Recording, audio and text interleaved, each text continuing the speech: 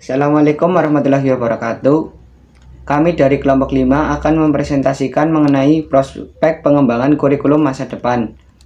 Sebelumnya kami akan memperkenalkan anggota kelompok kami terlebih dahulu. Yang pertama, saya Vicky Ponco Setiawan, NPM 316. Selanjutnya ada Okta Adelia Agatha, NPM 329, Sylvia Ajna, NPM 335, dan yang terakhir Diva Mia Angelita Sari, NPM 342.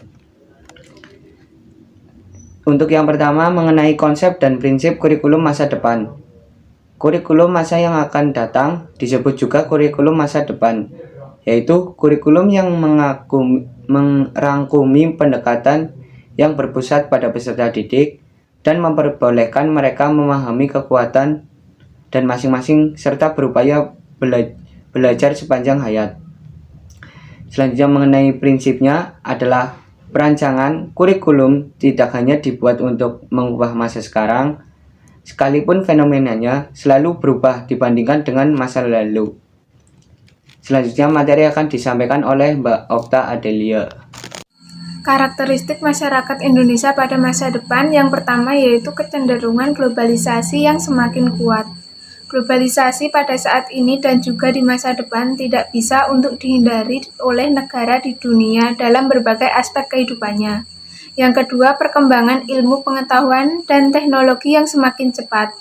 Dengan adanya proses globalisasi yang dari hari ke hari semakin berkembang, semakin pesat, maka hal ini menyebabkan berkembangnya ilmu pengetahuan teknologi yang semakin cepat. Yang ketiga, terjadi perkembangan arus komunikasi yang cepat dan pesat. Perkembangan arus komunikasi pada masyarakat masa depan akan terjadi secara cepat dan juga berkembang secara pesat, karena adanya perkembangan iptek dan juga pengaruh adanya globalisasi. Dan yang terakhir, peningkatan layanan profesional. Dengan adanya perkembangan iptek yang semakin cepat dan mengakibatkan perkembangan arus informasi yang semakin padat, sehingga membuat masyarakat Indonesia di masa depan harus memiliki wawasan dan pengetahuan yang luas serta memiliki daya kritis yang tinggi. Karena masyarakat di masa depan semakin menuntut kualitas hidup yang lebih baik. Selanjutnya, kebutuhan pendidikan pada masa depan.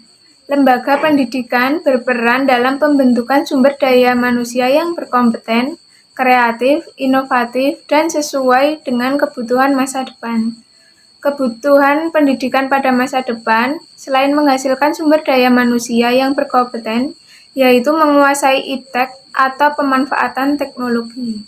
Kebutuhan pendidikan pada masa depan melibatkan aspek keterampilan dan pemahaman, namun juga menekankan pada aspek kreativitas, kolaborasi, dan kemampuan berbicara, serta melibatkan teknologi, tingkah laku, dan nilai-nilai moral. Selain itu, juga menekankan pada akademik, keterampilan berpikir kritis, dan berkomunikasi yang lebih memberikan tantangan dalam proses. Fokus muatan kurikulum SD masa depan. Fokus muatan kurikulum SD masa depan yaitu mampu meletakkan dasar kecerdasan, pengetahuan, kepribadian, akhlak yang mulia, dan juga keterampilan hidup mandiri, serta mampu mengikuti pendidikan lebih lanjut untuk peserta didik. Dengan tujuan membentuk peserta didik menjadi 1. Manusia yang beriman dan bertakwa kepada Tuhan Yang Maha Esa serta berakhlak mulia.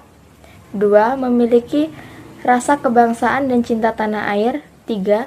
Mengembangkan logika, kemampuan berpikir dan analisis peserta didik. 4. Membentuk karakter peserta didik menjadi manusia yang memiliki rasa seni dan pemahaman budaya. 5. Membentuk karakter peserta didik agar sehat jasmani dan rohani dan menunjukkan rasa sportivitas. Kemudian dijabarkan menjadi standar kompetensi mata pelajaran yang terdiri dari 8 mata pelajaran yang akan diajarkan di SD, yaitu pendidikan agama, pendidikan kewarganegaraan, matematika, bahasa, ilmu pengetahuan alam, ilmu pengetahuan sosial, seni budaya, pendidikan jasmani. Terima kasih.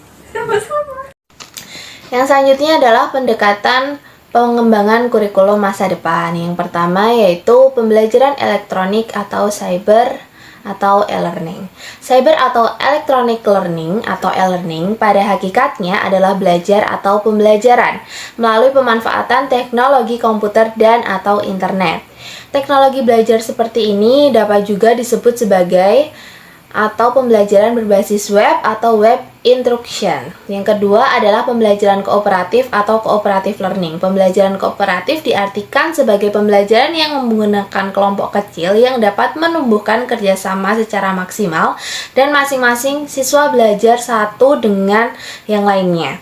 Karakteristik pembelajaran kooperatif ditunjukkan oleh 4 hal, yaitu yang pertama, perilaku kerjasama antar anggota kelompok.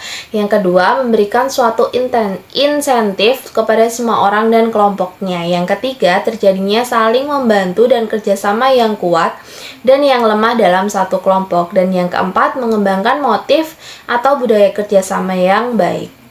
Yang ketiga yaitu pembelajaran terbuka dan jarak jauh atau open ataupun distance learning. Pembelajaran jarak jauh merupakan metode belajar di mana guru dan siswa tidak berada dalam suatu tempat dan waktu yang sama, serta tidak bertatap muka secara fisik ataupun langsung. Namun, di antara mereka ada komunikasi dua arah yang dilakukan dengan berbasis cara dan bantuan dari teknologi komunikasi dan informasi. Yang keempat adalah pembelajaran kuantum atau quantum learning. Metode quantum learning ini menjadi awal munculnya metode quantum teaching yang dapat melejitkan kemampuan guru dalam meningkatkan prestasi belajar siswa. Quantum teaching ini menawarkan tentang cara-cara baru untuk memaksimalkan dampak dari usaha pembelajaran melalui penciptaan lingkungan belajar yang efektif untuk mempermudah proses belajar. Asas utama dari quantum teaching ini adalah bawalah mereka ke dunia kita dan antarkan dunia kita ke dunia mereka. Dan yang kelima adalah pembelajaran akselerasi atau accelerated learning. Belajar akselerasi adalah suatu kemampuan menyerap dan memahami informasi baru secara cepat serta mempertahankan informasi tersebut. Pembelajaran dengan kita mencari informasi dan ilmu yang baru baik berupa pengetahuan maupun pemahaman lingkungan sosial. Baik, sekian presentasi dari kelompok 5. Ada kurang lebihnya mohon maaf. Wassalamualaikum warahmatullahi wabarakatuh.